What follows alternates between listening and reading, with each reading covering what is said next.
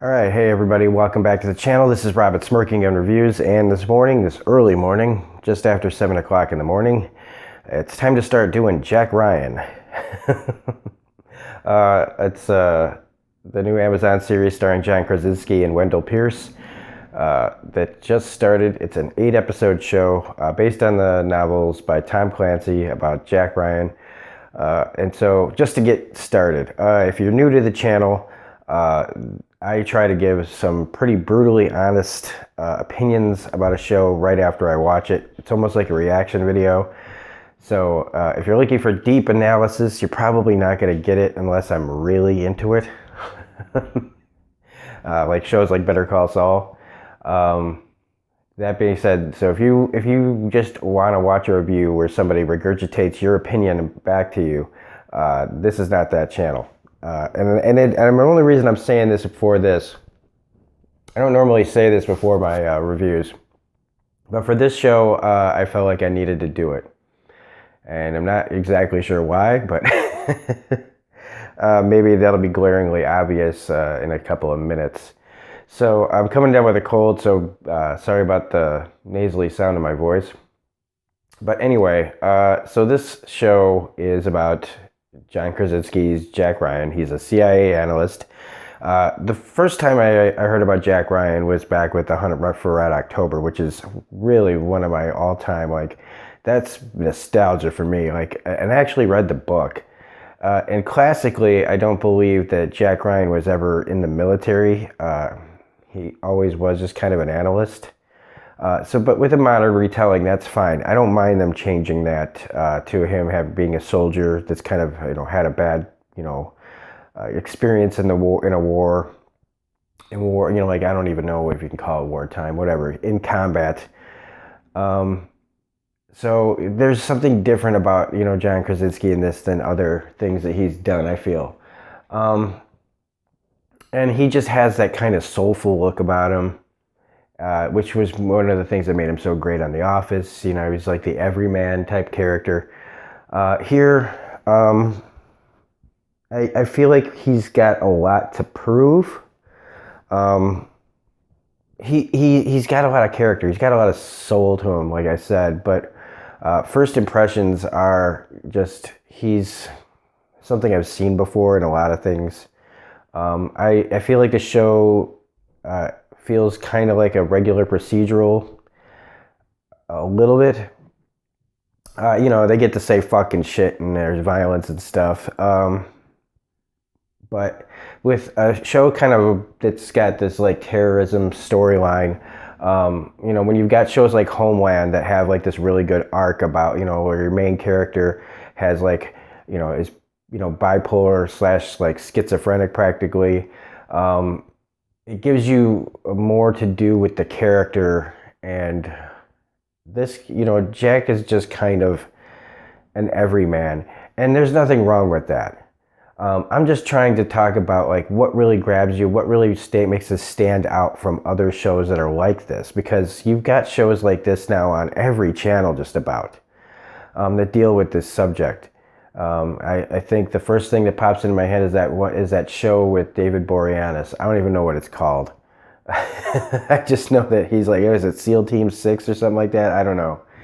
But like, what I'm saying is that there's other shows out there that deal with the terrorism plots, with soldiers, dealing with certain things. You've got shows that are like, that deal with, like the naval crime show, whatever it is, the one that everybody watches on CBS, NCIS.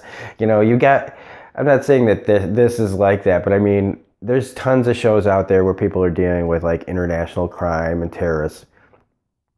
So what makes this stand out? And so far, look, there's this great action scene at the end that it builds up to, and that's really well done. It really is. It's pretty interesting, especially how they do it. I'm not going to really talk about spoilers in this because it just feels like it just came out, and I think people need to experience it for themselves. How it all plays out in the end is pretty interesting, and it does give you this like jumping off point to where the characters have this drive now to, their motivations are clear.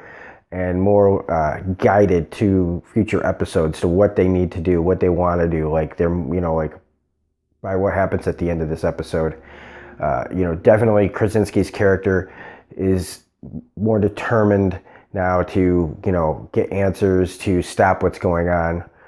Wendell Pierce is always a standout in anything he does. And it's, again, you go all the way back to The Wire. Everybody talks about The Wire with such reverence, and I'm no different.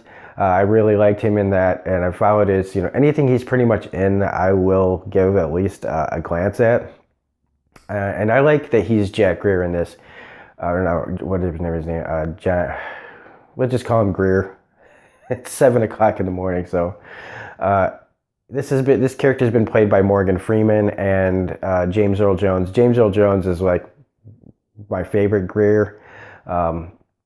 He just has that kind of aged voice, and when we see him in like Hunt for Red October and like Patriot Games and stuff, this is an older version of the character. This is a slightly younger version of the character, a lot more boisterous, let's call it boisterous, and crude as far as language goes. But I mean, no cruder than I am, because I cuss like a sailor a lot of times. But he gives a lot of energy and passion to the character, and his backstory about something bad happening that used to be a big shot in the CIA, and now he's kind of been dumped back to this like analyst, like where he's supposed to sit behind a desk basically. And so I'm actually more interested in his character going forward than I am John Krasinski's, but I am interested in how their interplay will grow as the show goes on. I think that there's a lot of potential there for a different kind of partnership, because it's more like boss and employee instead of partners, and how that could possibly change. So that's definitely a positive. And this episode is about world building. So if it's not like the strongest pilot episode of all time, that's okay. I didn't expect much from this pilot to begin with. I'd heard enough about it secondhand and by people who got to see it early to know that it starts out a certain way and then ends in this big battle. So my expectations were already kind of lowered and just kind of watching it play out.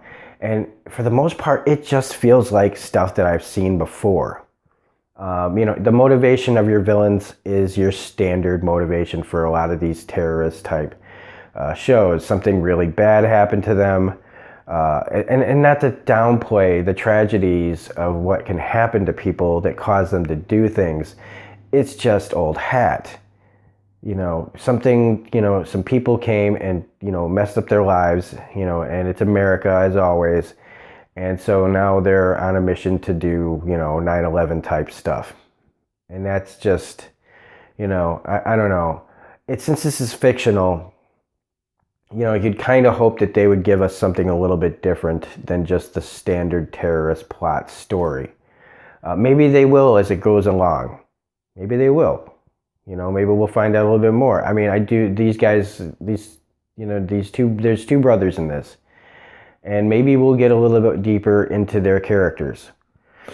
But even Homeland had the problem of you just kind of didn't really give a shit about really what happened to them. You get your basic, when you find out the backstory of these characters, you just kind of go, yeah, because it's just, America did something bad, now they're pissed, and now it's up to the good guys to stop them.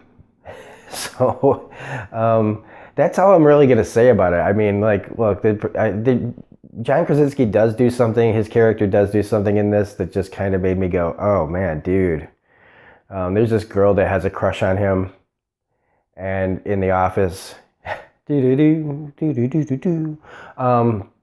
he gets her to do something that's just kind of like, man, she likes you, and the only reason she's doing this is she likes you, and you don't like her, and now there's going to be this weird thing later, you can just feel it, where, she kind of puts her career on the line for a little thing that he wants her to do, and I just kind of felt like, that's really out of character for somebody like this to do. I just don't feel like that's what Jack Ryan would do, or even like I don't know. It doesn't track with the character really to kind of use somebody that, unless Jack is completely oblivious, because it's obvious to us that are watching it that this girl likes him. And I just feel like what they did in this episode, that little moment, I don't know the rules of the CIA, but I think that could have been like a termination offense just for like a clerical thing that could really get a lot of people in trouble, or raise too many eyebrows for the wrong people to see. Okay, so I think that's it. That was the only thing else I wanted to say. Abbie Cornish in this is just, your introduction to the girl character who probably won't have much to do. Maybe she will. But again, this is a pilot episode. And so it was all right. It didn't blow me away. The action at the end is really well done. We'll see how it goes from here on in. There's only 8 episodes, so it's not like it's going to take up a ton of time to get through this. But I hope they can bring more to the table than just your standard terrorist, America versus the terrorist plotline. I think this will probably have to do a lot with just the characters, if anything is going to stand out from this, and what that takes away from it. Getting to know Jack Ryan's backstory and his what happened to him as a soldier and things like that. This show is produced by Michael Bay, so I don't know if that makes anybody go, It kind of makes me go, I don't know, but he has proven himself a little bit with that other movie that he did with John Krasinski. So was that 13 Hours movie or something like that? So anyway, that's it. I am looking forward to the next episodes. So if you like this video, please hit the like button, comment, share, subscribe, all that jazz. And yeah, so this is Rob from Smirking Gun Reviews saying we'll see you on the next episode of this. Also, we're doing Ozark Season 2 starting today, so you can check those videos out as the day goes on. So thanks a lot. Thanks for reviewing this episode, and we will see you on the next one. Bye.